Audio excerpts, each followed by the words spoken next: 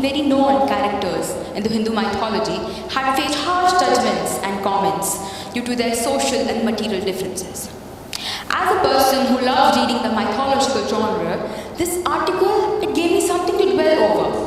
And it was not because of my fondness for these characters, but because of the fact that when I asked myself this question, if I had felt judged in a similar manner, I realized that it was not about me being judged, but rather about me judging them. There was this girl I knew, and she was born into a standard Indian family. She went to kindergarten at the age of 3, sat in buses, and even went to weddings. On her first bus ride, she remembers her grandparents making a face when she tried to smile at a dark-skinned girl who was sitting beside her. Next day, when she enters her prep senior class and her class teacher makes a dark-skinned boy sit beside her, she feels a similar emotion and thus gives the same expression as she had seen on her elders. Few days later, they were learning opposites in her class, and as soon as the teacher explains the thin and fat opposite, all her classmates started pointing and laughing at this girl sitting beside her and a few others. Well, she started laughing too because she remembered her elders doing the same at a healthy lady wearing a skirt at the party. Later on, while she was at a family gathering, her brother bruised his knee and started to cry.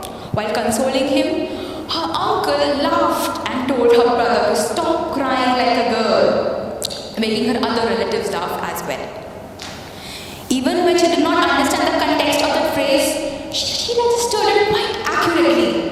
And the next time she saw a boy crying at the playground, she yelled, "Stop crying like a girl," whilst laughing. In her middle school years, she and her classmates continued to do what they did as a child, only on a bit larger and an uncensored scale, like comparing wrist sizes or making a racial word a nickname for some of their friends. Now, I would have said that this girl was me, but then I'd be lying. It's because she's most of us. Even I had those social reflex arcs stuck in my mind of how to react in a particular situation.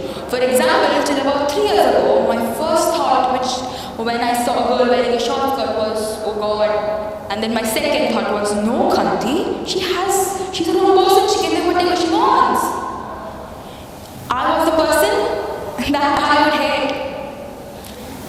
It has taken a lot of manual work to push past these stereotypes, and my path to change began when I met this one girl. She was a new girl back in my class in 8th grade, and I was the same person who wanted to be the sheep in the herd, obviously going along with the class's new teasing topic of the month.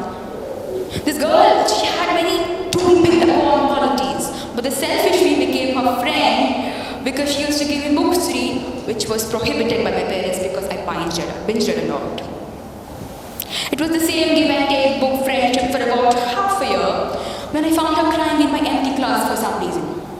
I went ahead and asked her what was wrong out of courtesy, and she gave me what I like to call as a lifetime of enlightenment. We all don't have a choice, Kanti, she had said. No matter how much I have learned to ignore what people say about me, is it necessary every single time to remind me of the color I'm bestowed upon with, or my body, which in reality I'm not even scared to look at in the mirror? Are these really such big flaws? The despair, the anger, the worthlessness, and the pain in her voice is something I will never be able to forget even today. It was one of those moments when you know what you're doing is wrong, but you're simply ignoring it, and then suddenly the truth is thrown at your face. Today that girl is the one who would speak up and gladly to the person on the floor, and I proudly call her as my best friend. She has made me more sensitive and empathetic towards the world. Now when I see a non-binary person, I see their rich culture and tradition, not them having a completely different lifestyle out of social exclusion. Now when I see a man crying, I see him pushing away the toxic masculinity and embracing his soft side, not crying like a girl. She and a lot of my other friends form my living, talking chicken soup.